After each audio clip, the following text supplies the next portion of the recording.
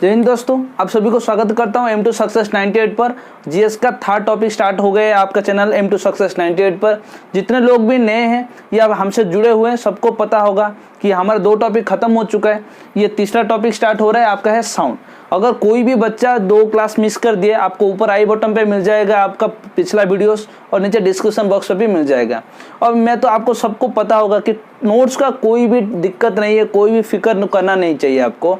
हमारा Telegram link नीचे description box पे है, जाके आप आराम से ज्वाइन होके पीडीएफ ले सकते हो। अगर आपको कुछ भी क्वेरी है, हमसे बात करने की, कांटेक्ट करना है, तो हमारा इंस्टाग्राम आईडी भी है, आपको दिख रहा होगा स्क्रीन पर भी और डिस्क्रिप्शन बॉक्स पे भी है। आप जाके हमें फॉलो एंड कांटेक्ट कर सकते हो। तो चलिए बिना वक्त ज़ाया किए स्टार्ट करेंगे आज का topic sound. What is sound? Sound कैसे क्रिएट होता है, साउंड क्या है, एक मीडियम से दूसरे मीडियम तक कैसे जाता है, वो सब आज हम टॉपिक जानेंगे। बहुत इंपॉर्टेंट टॉपिक है। मैं आपको बोल दूं क्लास स्टार्ट करने से पहले, आज साउंड को 2 या 3 पार्ट में आपको मिलेगा। 2 से 3 पार्ट में आपका साउंड मिलेगा। उतना गारंटी के साथ दे दूंगा मैं कि अगर 3 क्लास आप देख रहे हो, आपको अगर 3 क्लास देख रहे हो ना, तो आपका साउंड का पूरा टॉपिक जो भी आने वाले एग्जाम पे आपको आएगा ना, पूरा कॉन्सेप्ट क्लियर हो जाएगा।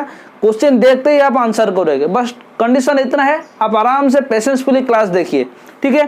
क्लास स्टार्ट करेंगे आज साउंड। और जो भी नए बच्चे हैं हमारे चैनल को सब्सक्राइब करिएगा, नीचे बेल आइकन को दबा दीजिए, ऑल नोटिफिकेशन ऑन करिए, जिससे आपको सबका नोटिफिकेशन क्लास का मिल सके, ठीक है। तो चलिए स्टार्ट करेंगे आज का क्लास से। साउंड एक्चुअली होता क्या है? Sound wave are the longitudinal and mechanical wave. Sound क्या होता है? साउंड होता है लॉन्गिट्यूडनल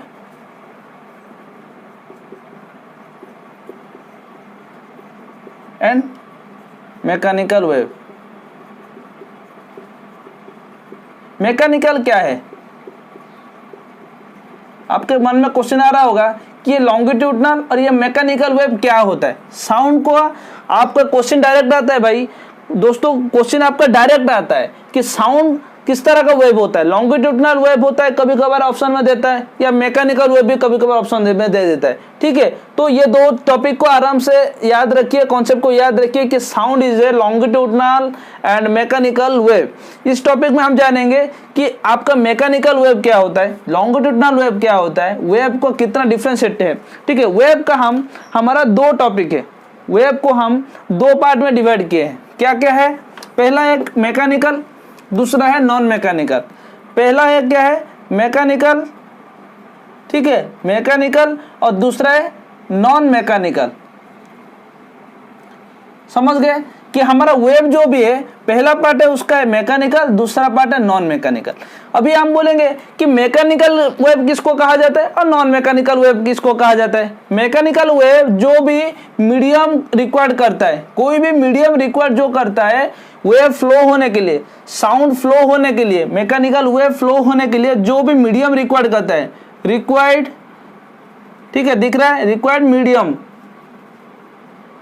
और डोंट रिक्वायर्ड मीडियम। इजी सा फॉर्मूला है, सिंपल सा फॉर्मूला है। मैकेनिकल वेव क्या करता है? मीडियम रिक्वायर्ड करता है, और नॉन मैकेनिकल वेव रिक्वायर्ड नहीं करता है कोई भी मीडियम अगर फ्लो करने के लिए, ठीक है। मैकेनिकल वेव को 2 पार्ट में डिवाइड किया गया है। एक क्या आता है कि आता है लॉन्गिट्यूडनल और ट्रांसवर्स, ठीक है। लॉन्गिट्यूडनल और ट्रांसवर्स को वेव जो है डिफरेंशिएट है। लॉन्गिट्यूडनल में साउंड वेव आता है और ट्रांसवर्स में आपका क्या आ जाएगा कि वाटर वेव और अर्थक्वेक,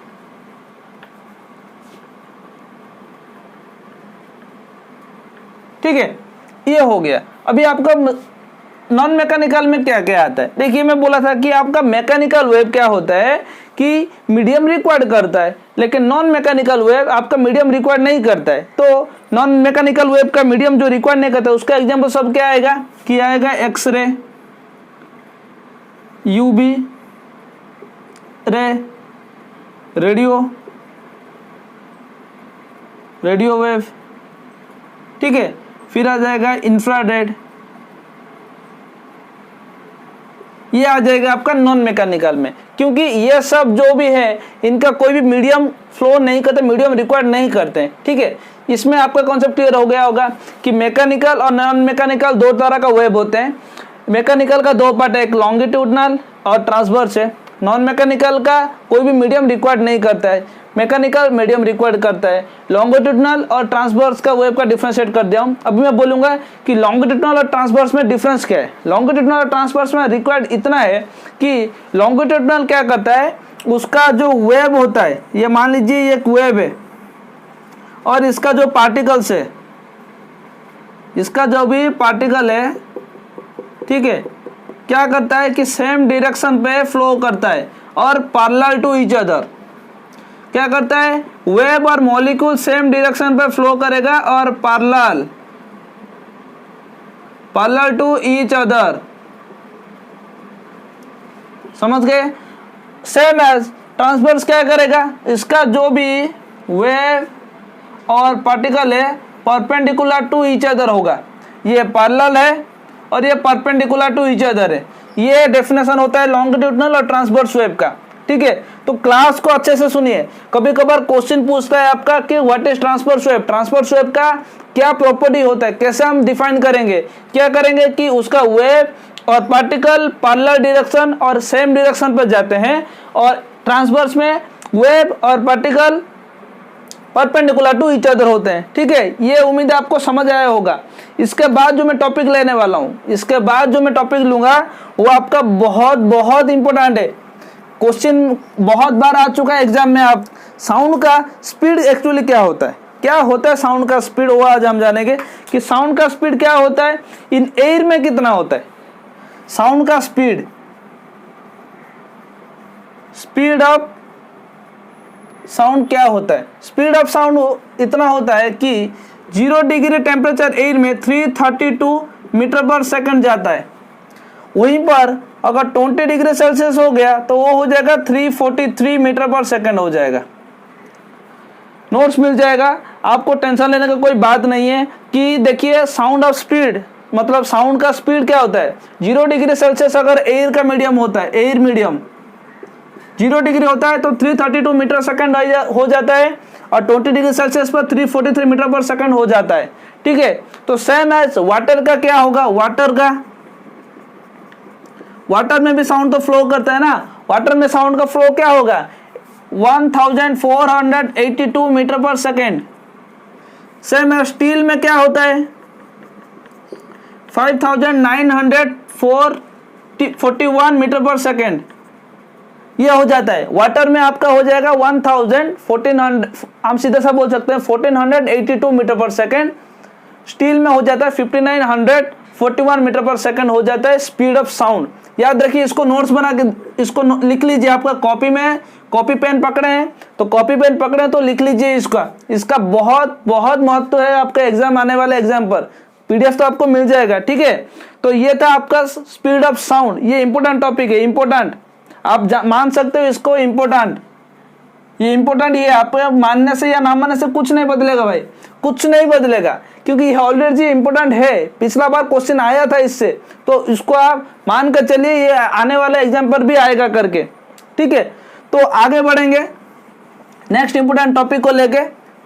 नेक्स्ट इंपॉर्टेंट टॉपिक है आपका पिच। बोल सकते हैं कि कोई भी जो साउंड आता है, पिच का हम ये बोल सकते हैं कि जो भी साउंड आता है वो हैवी है या लाइट है या डल है, उसका वे बोल सकते हैं। क्योंकि पिच का डेफिनेशन क्या होता है, पिच का डेफिनेशन आपको पढ़ के बोलता हूं। क्या होता है कि पिच का डेफिनेशन है इधर कि it is the characteristic of sound, it is the characteristic of sound which distinguished a sharp sound, a dull sound from a grave or dull sounds। ठीक है, जो श्रिल और शार्प साउंड डल और heavy voice से ये detect कर लेता है। और क्या बोलता है कि pitch directly proportional to the frequency. अगर फ्रीक्वेंसी हाई होगा तो पिच भी हाई हो जाएगा, अगर पिच लो हो जाएगी या फ्रीक्वेंसी लो हो जाएगा, आपका पिच भी लो हो जाएगा। ठीक है, तो ये आपका डायरेक्टली प्रोपोर्शनल टू दी है। Pitch is directly proportional to the क्या हो जाएगा, फ्रीक्वेंसी। आपका एक डायग्राम में मैं बोल देता हूं, डायग्राम इजी है, बहुत इजी। ये दो डायग्राम है, ठीक है, इधर एक वेव बना रहा हूं मैं और इधर एक वेव है।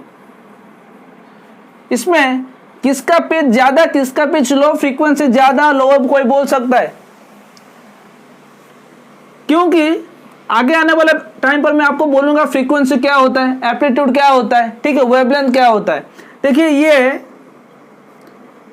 एक रोटेशन पर एक साइकिल ये होता है, ये एक साइकिल होता है, ठीक है, ये जो पॉइंट है ये एक साइकिल होता है, ये क्रेस्ट और ट्रफ होता है, ठीक है। तो इसके डिफरेंस को हम फ्रीक्वेंसी बोलते हैं। एक सेकंड में जितना साइकिल कंप्लीट करता है एक वेव, उसको हम फ्रीक्वेंसी बोलते हैं। और इसका फ्रीक्वेंसी क्या हो जाएगा, लो, और पिच भी आपका लो हो जाएगा। इसका हाई होगा, बहुत पिच एंड फ्रीक्वेंसी भी हाई हो जाएगा, ठीक है, क्योंकि जिसका अभी देखिए सिंपल सा, देखिए ये कितना साइकिल प्रोसेस कर रहा है, एक साइकिल कर रहा है, एक और आधा चल रहा है, इधर एक दो अभी चल रहा, तीन चल रहा, तीन साइकिल कर रहा है, मतलब इसका फ्रीक्वेंसी ज्यादा है। अगर फ्रीक्वेंसी ज्यादा है तो पिच भी ज्यादा होगा, अगर फ्रीक्वेंसी कम है तो पिच भी कम होगा। तो देखिए सिंपल सा बात है, जिसका फ्रीक्वेंसी अगर ज्यादा होता है ना, उसका वॉइस सॉफ्ट होता है, ठीक है। अगर जिसका वॉइस ज्यादा मतलब क्या बोल सकते हैं, हेवी है, उसका फ्रीक्वेंसी कम होता है, ठीक है, उसका वॉइस लाउडनेस होता है, समझ गए। तो फ्रीक्वेंसी ज्यादा तो पिच भी ज्यादा, फ्रीक्वेंसी कम पिच भी कम। तो पिच का ये डिफरेंस होता है, खेलने वाला क्रिकेट खेलने वाला पिच नहीं होता भाई, ठीक है। तो चलिए आगे बढ़ेंगे। आपका एयर का स्पीड, एयर में स्पीड क्या होता है साउंड का, वाटर में क्या होता है, स्टील में क्या होता है, ये सब मैं आपको बोला हूं। आगे बढ़ेंगे। और एक बात बोल दूं कि दिन में से अगर दिन के साथ नाइट को कंपेयर करेंगे तो नाइट में ज्यादा साउंड सुनाई देता है, हाँ या नहीं, एज कंपेयर टू दिन, डे, रात में ज्यादा साउंड सुनाई देता है, because due to sound also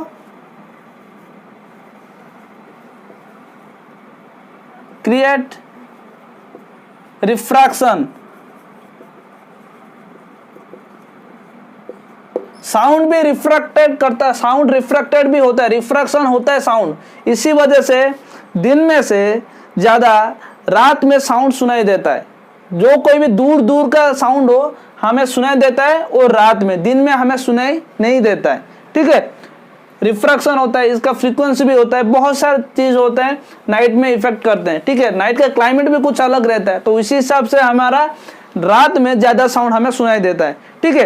तो ये था आपका पिच था, साउंड किसको बोलते हैं, और स्पीड ऑफ साउंड हमें सुने। नेक्स्ट टॉपिक पर जाएंगे कि आपका यूनिट आ जाएगा कि साउंड का यूनिट क्या होता है।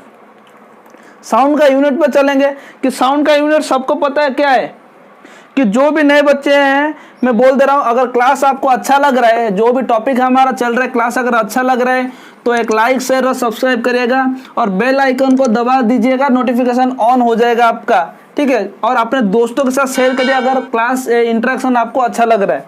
जो भी पहला क्लास नहीं देखे थे मैं बोलूंगा कि नीचे डिस्क्रिप्शन बॉक्स में भी आपको मिल जाएगा, और ऊपर आई बटन पर भी आपको मिल जाएगा, ठीक है। तो यूनिट्स क्या होता है, सिंपल सी बात है, साउंड इंटेंसिटी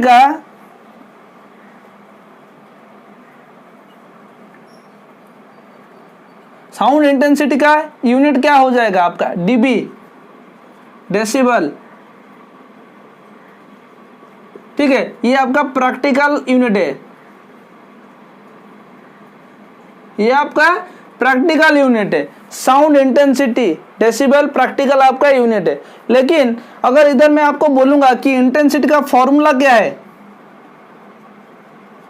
कोई बोल पाएगा, कोई कमेंट में कमेंट कर सकता है। इंटेंसिटी का फॉर्मूला क्या होता है, इंटेंसिटी का फॉर्मूला होता है power per unit area. Power का तो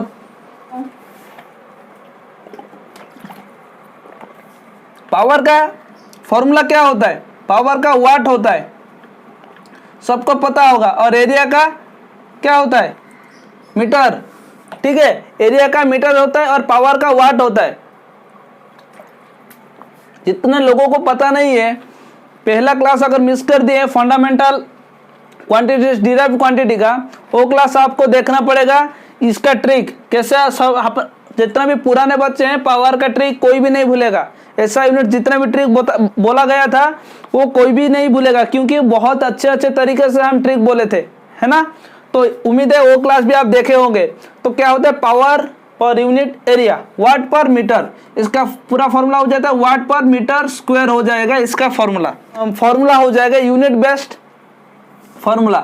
एग्जाम में अगर आए तो आप ये मार के आना, ठीक है। और डीबी क्या होता है? आपका प्रैक्टिकल यूनिट्स होता है उसका, ठीक है। और एक बात बोल दूं कि intensity directly proportional to the aptitude.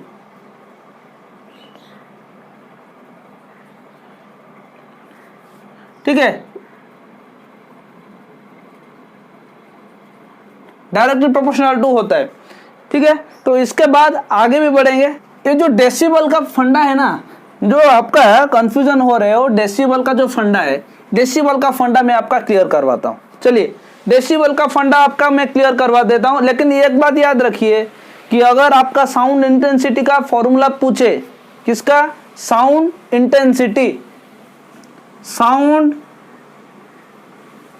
Intensity का फॉर्मूला अगर आपको पूछता है, आप क्या लिखोगे? वाट पर मीटर स्क्वायर। ये होता है उसका फॉर्मूला, यूनिट फॉर्मूला, ठीक है। जो डेसिबल का फॉर्मूला है उसका कॉन्सेप्ट मैं अभी क्लियर करता हूं। जो लाउडनेस होता है, समझ पा रहे मैं क्या बोल रहा हूं? लाउडनेस का यूनिट होता है बेल। लाउडनेस का यूनिट होता है क्या? बेल होता है लाउडनेस का यूनिट। ये होता है आपका लाउडनेस का बेल। और वही उसी हिसाब से हमारा क्या हो जाए, लाउडनेस का एक प्रैक्टिकल यूनिट भी होता है। उसका लाउडनेस का एक प्रैक्टिकल यूनिट होता है जिसको हम बोलते हैं डेसिबल। ये होता है लाउडनेस का प्रैक्टिकल यूनिट। अगर लाउडनेस का कभी कभार एग्जाम में पूछा, लास्ट टाइम भी आपको पूछा था, कभी कभार मेरा मुंह से ज्यादा आ रहा है, लेकिन ये बहुत इंपॉर्टेंट ट्रिक है, ठीक है। इंपॉर्टेंट क्लास है आपके लिए। मोस्ट ऑफ द टाइम जितने भी मैं बोल रहा हूँ ना, आपको साउंड 2 या 3 पार्ट में मिलेगा। 3 पार्ट में जितने भी वीडियोस होगा, जितने भी क्लासेस होगा ना, आपको पूरा का पूरा देखना है। नोट्स भी आपको प्रोवाइड करेंगे जो कि आने वाले एग्जाम पे आपका काम है, ठीक है। तो चलिए इस टॉपिक को खत्म करेंगे कि क्या है कि इसका डेसिबल होता है। और क्या बोलते हैं, जो डेसिबल होता है ना, जो बेल का 1/10 पार्ट होता है। ये जो डेसिबल है 1/10 पार्ट ऑफ बेल होता है, हो गया। और एक इंपॉर्टेंट है कि जो होता है क्या कि हमारा फोन होता है, phone also a unit of loudness, ठीक है। तो ये था आपका पहला पार्ट, फर्स्ट पार्ट ये था आपका। तो फर्स्ट पार्ट में आप साउंड क्या होता है, उसका स्पीड कितना होता है, उसका यूनिट्स के बारे में जाने। अपने दोस्तों के साथ शेयर करो जिसको ये जरूरतमंद है, ठीक है। तो सबके साथ शेयर करिए क्लास। अगर आपको क्लास अच्छा लग रहा है तो फिर से बोलूँगा कि नए बच्चे, पुराने बच्चे जो भी हमें सब्सक्राइब नहीं किए, हमसे जुड़ने के लिए सब्सक्राइब बटन को दबा कर बेल आइकन को, नोटिफिकेशन बेल आइकन को दबा दीजिएगा, जैसे कि आपका सारा का सारा नोटिफिकेशन हमारा आपके पास पहुँच जाए। तो मिलते हैं नेक्स्ट क्लास पे, तब तक क्लास देखिए, प्रैक्टिस करिए और पढ़ाई चलती रहना चाहिए, ठीक है। मिलते हैं नेक्स्ट क्लास पे। जय हिंद।